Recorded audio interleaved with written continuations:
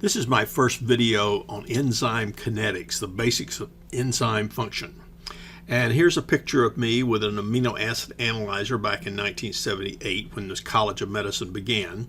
And it determined the amino acids in a protein, but not their amino acid sequence. So it's a very useful tool, but it didn't do everything.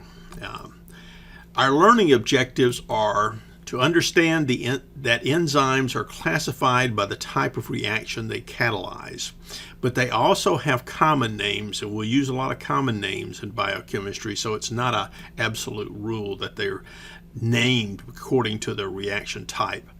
Describe how enzymes catalyze reactions. Understand the basics of the serine protease mechanism. There are lots of serine proteases in our bodies. We'll talk a little bit more about those as well. Tell how enzymes are specific for their substrates. Here's the classification of enzymes, and we have oxidoreductases such as lactate dehydrogenase, and this table on the right shows you some different reactions. Transferases, kinases are transferases, and serine hydroxyl methyl transferase is another transferase. So there's an example of that one here. Serine hydroxyl methyl transferase is pictured here in the table to the right. Hydrolases. Hydrolases are proteases and phosphatases, and the example used in the figure here is urease.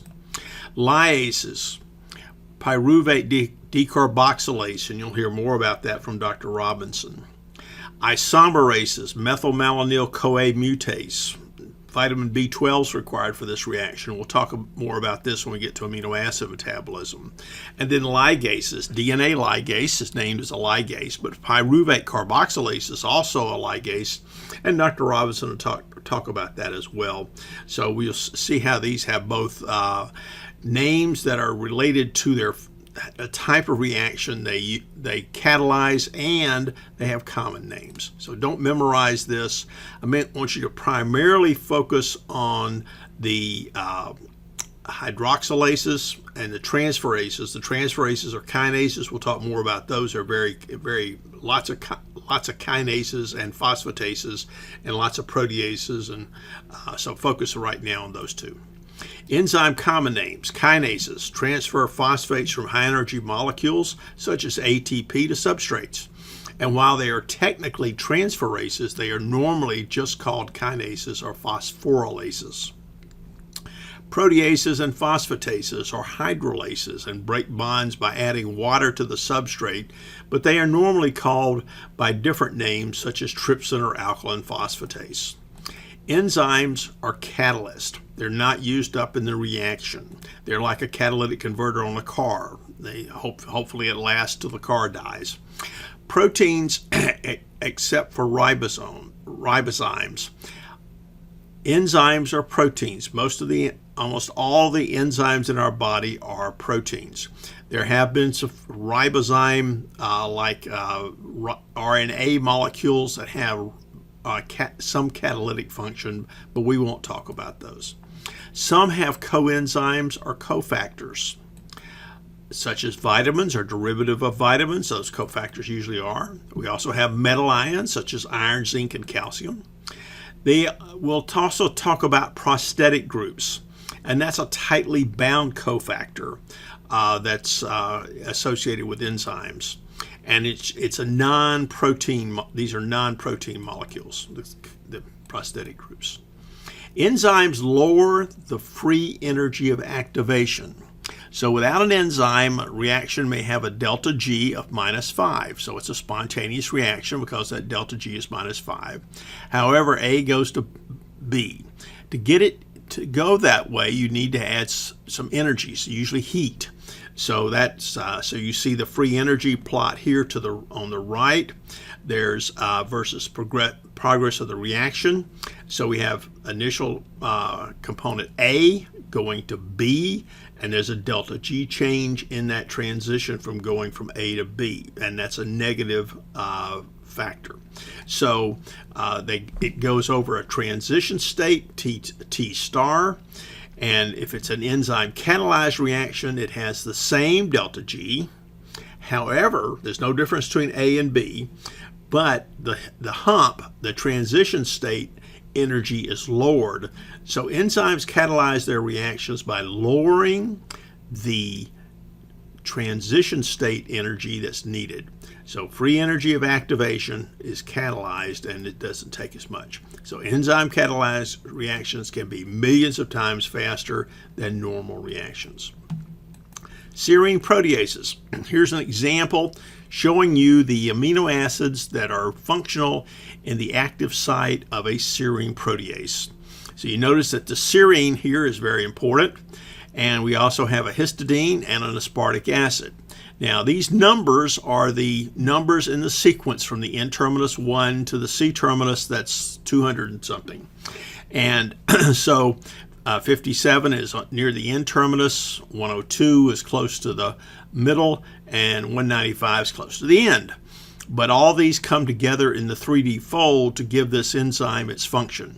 So the aspartic acid pulls on the hydrogen here, that nitrogen pulls the hydrogen off here, and we can wind up with an alkoxide anion that then attacks the peptide bond. And so it's a 3D structure that allows all three of these amino acid side chains to come together to function. And enzymes plus their substrate yields an enzyme substrate complex, and then that goes on to yield the enzyme plus its product. For peptide bond hydrolysis, here's the peptide bond between that carboxyl group and this nitrogen, and that bond is going to be hydrolyzed by water, by a protease. It's going to catalyze that, and we have a new functional carboxyl group that has a negative charge and a new amino group that will have a positive charge, and so that peptide bond gets cleaved. Enzyme active sites, catalytic residues, and binding residues. Now here's the peptide backbone of a protein that's being attacked by a protease, for example, trypsin. And we have P1 residue. Here is the one that donates the carboxyl group to the peptide bond that's going to be cleaved. And so it binds into an S1 binding pocket. The P2 side chain binds into the S2 binding pocket on the enzyme, and the P3 side chain binds into the S3 binding pocket on the enzyme. There's also a P1 prime, that's the one that donates the amino group, and the P1 prime binds into the S1 prime binding pocket. P2 prime binds into the S2 prime binding pocket, and P3 prime binds into the S3 prime binding pocket. So, and this is what we call the Schechter-Berger nomenclature for proteases. But you don't need to remember that. What you need to remember is that the enzyme makes multiple contacts with its substrate. Although this P1 residue is highly important in this process, probably the most important residue, all the others are also important and gain specificity. So there may be trypsin might cleave at an arginine here, but it might cleave a lot faster depending on what's in this position. So it might not cleave all arginines at the same rate, cleaves some of them a little faster, some of them a little slower. So the serine proteases such as chymotrypsin, trypsin, and elastase are all serine proteases. They have a binding pocket in the S1 binding pocket that for chymotrypsin is large and open, so it binds hydrophobic residues such as phenylalanine and tyrosine.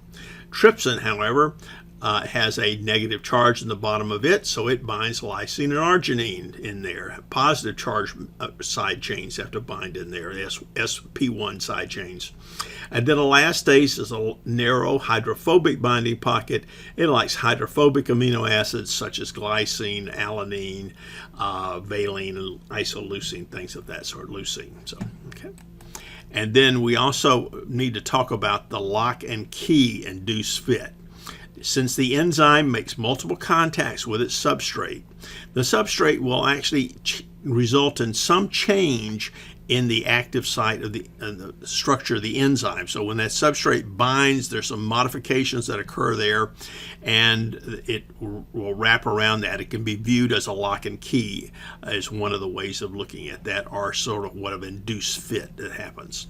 This is the blood clotting cascade. There are lots of enzymes in here. All the pink ones are zymogens of the serine proteases that get activated into the ones with the red circles, and that are yellow, and all of those are active serine proteases.